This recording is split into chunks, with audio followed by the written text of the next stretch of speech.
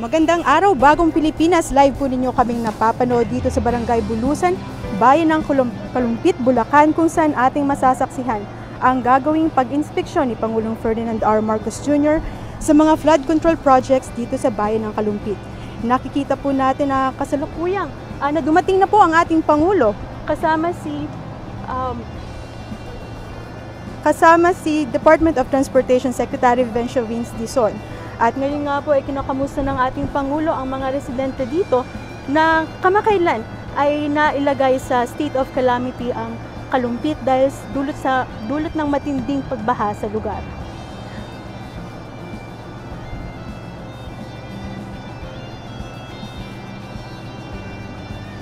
At syempre po kanina mapapansin natin po na ang barangay ng Bulusan ay katabi lang po nito ang Pampanga River. Kaya naman tuwing uulan at nagpapakawalan ng tubig sa Angat Dam, ang bayan ng Kalumpit ang nagsisilbing catch basin na mas lalong lumalala tuwing high tide. Maalala po natin sa ginawang press conference ng Pangulo kamakailan, ang lalawigan ng Bulacan ang natukoy na may pinakamalaking flood control projects na natanggap na aabot sa bilang na 668 na may kabuuang pondong nagkakahalagang 6.5 bilyong piso. Ayon sa datos na nilabas ng sumbong sa pangulo.ph, nakatanggap ang bayan ng Kalumpit ng 38 flood control projects na nagkakahalagang 2.9 bilyong piso sa loob ng taong 2022 hanggang 2024. Ngunit sa kabila ng mga naitayong flood control projects, patuloy na nakakaranas ang bayan ng Kalumpit ng lampas-ulong pagbaha. Sa katunayan, ilang araw bago ang State of the Nation address ng Pangulo, nagdeklara ang bayan ng Kalumpit ng state of calamity dulot ng matinding pagbaha, hatid ng walang tigil na ulan, dala ng habagat. Kaya naman isang malaking katanungan, bakit tila hindi ramdam ng mga taga-Kalumpit ang mga ginagawang flood control projects ng pamahalaan? At para bigyan tayo ng ideya sa kalagayan ng mga residente, makakwentuhan natin si Yodorico Salonga, ang hepe ng tanod dito sa barangay ng Bulusan. Good morning, sir. Sir, kwentuhan niyo po kami, kumusta po ba yung sitwasyon ng ating mga residente tuwing bumabaha? Bakit po ba parang patuloy na lang? I mean, wala pong pakundangan yung pagbaha po dito sa inyong lugar? Yung ano po kasi, yung flood control na sinasabi, hindi pa po siya tagpos talaga at may nagagawa po, kaya lang hindi ho siya pare-parehas ng taas, kaya pinapasok po ng tubig ang buong Bulusan. Kaya po ang mga bata po dito hirap na hirap sa pagpasok, sa umaga, sa hapon at pag-uwi nila. Kaya hirap na hirap po talagang umuwi. Sir, ngayon sir, kasi ang sisilipin dito ng ating Pangulo ay yung ginawang rehabilitation ng river protection structure along Barangay Bulusan. So sir, ano po ba yung strukturang to at bakit para tila hindi siya nakakatulong para maibsan nga yung pagbaha dito? Yung ano po kasi, yung diking ginagawa po ngayon dito is putol-putol pa po siya, hindi pa po siya tagpos talaga. Ang nangyayari po, yung kalahati po ng Bulusan halos wala pa hong harang. Kaya pumapasok pa rin po yung high tide. Pero kung pare-parehas po ng taas talaga na medyo mataas, kahit high tide po, hindi napapasok tsaka yung baha. Medyo kahit paano makakaano yung mga tao dito. Namamasahe po ang tao dito halos doble. Sumasakay pa ng bangka, sumasakay pa ng tricycle sa highway. Kaya nangyayari halos doble, pati mga estudyante nahihirapan.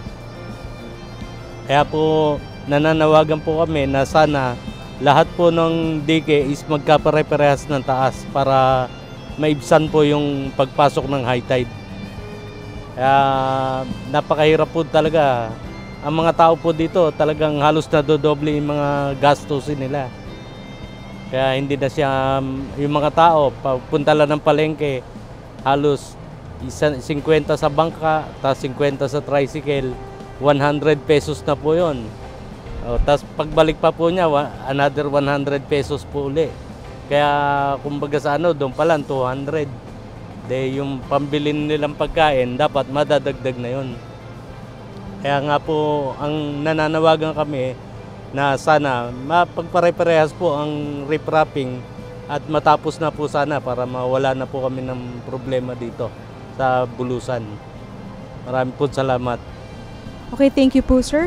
Ayon sa inilabas na datos ng sumbong sa Pangulo.ph, ang rehabilitasyon ng river protection structure along Barangay Bulusan ay may kabuuang pondo nagkakahalagang mahigit 96.4 milyong piso na ginawa ng St. Timothy Construction Corporation. Sinimulan ang proyekto noong February 2022 na natapos ng sumunod na taon. Matatandaan sa naging ulat ng Pangulo sa isang press conference, ang St. Timothy Construction Corporation ay natukoy bilang top 3 contractor na nakakuha ng majority flood control project sa iba't ibang parte ng bansa, kung saan base sa binuong website na sumbong sa Pangulo.ph, umabot sa 100 flood control projects ang nakuha nito mula July 2022 na natapos ng May 2025, kung saan nakalikom ito ng pondong aabot sa 9.69 bilyong piso.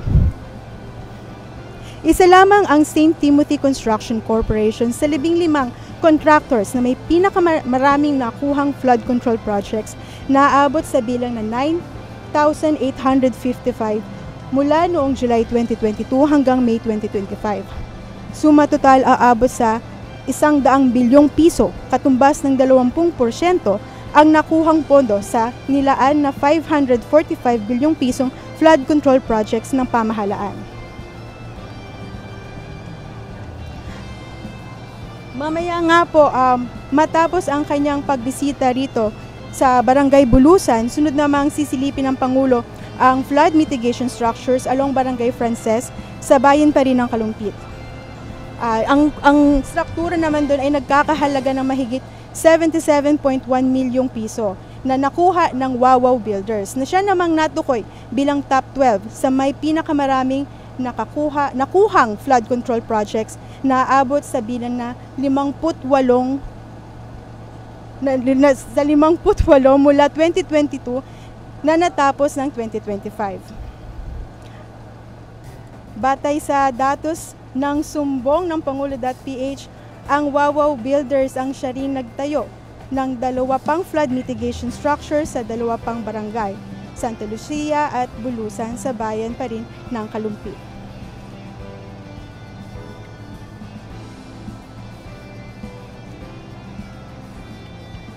Isa sa nakakapagtaka rito, kahit na magkakaibang lugar tinayo ang natukoy na flood control projects, halos magkakapareha ang naging project cost ng mga ito. Ang ginawang pag-inspeksyon ng Pangulo ay alinsunod sa kanyang naging panawagan sa kanyang State of the Nation address para sa masusing pag-imbestiga sa mga depektibong flood control projects, kung saan naglagak ng pondo ang pamahalaan para sa pagbuo ng mga flood control projects na may kabuuang bilang 9,855 mula July 2022 hanggang May 2025 na may sumang total na pondong aabot sa 100 bilyong piso.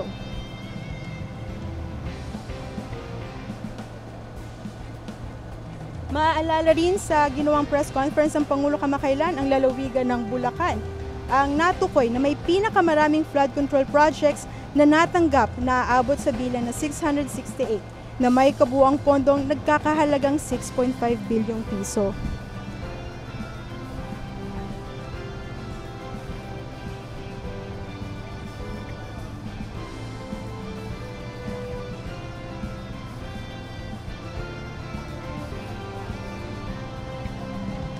At yun nga po ang naging kwento sa atin ni Teodorico Salonga, ang hepe ng tanod dito.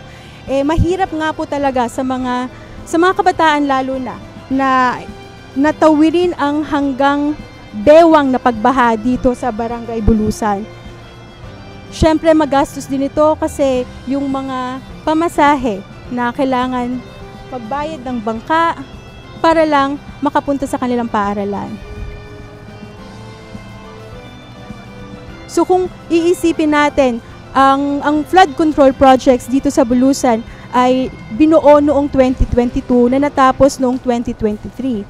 Pero kung mapapansin natin, hindi tuloy-tuloy yung ginawang structure ng flood control projects dito, kundi may putol-putol siya. So yan ang dahilan kung bakit patuloy pa rin pumapasok ang baha dito. So parang nawawalang silbi yung mga itinayo nilang flood control projects.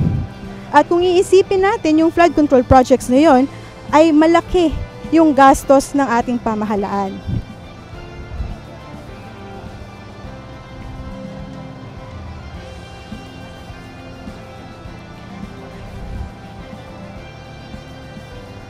So ito nga po, patuloy na tinitingnan ng Pangulo ang naputol na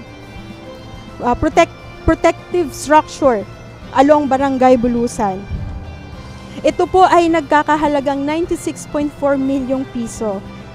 Pero sa nakikita natin ng ating Pangulo, hindi naging kompleto ang naging estruktura. At dahil nga po putol-putol ang ginawang structure ng St. Timothy Construction Corporation, pumapasok pa rin yung tubig baha. Lalo na sabi ni Sir na pag high tide, madaling pumapasok ang tubig.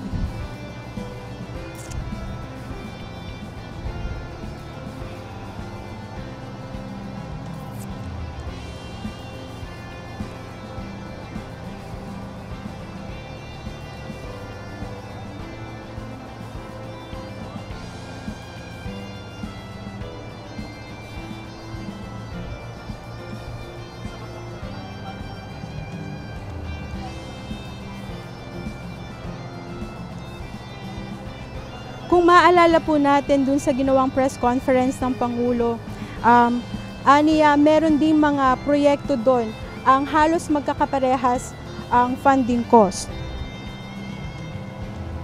Doon sa pupuntahan ng Pangulo sa second venue niya, ito po yung mitigation structure along Barangay Frances sa bayan pa rin ng Kalumpit. Yun po ay 77.1 bilyong piso. At syempre ang kumuha po ng construction projects po nito ay ang Wawaw Builders.